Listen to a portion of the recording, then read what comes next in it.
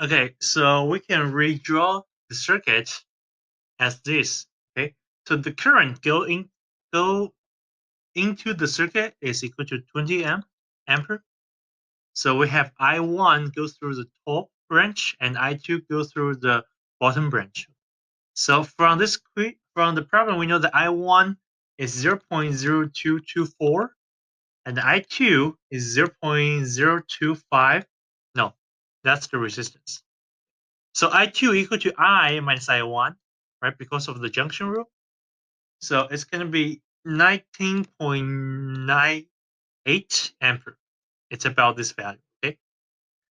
And we know the R shunt is equal to 0.025 ohm, RC,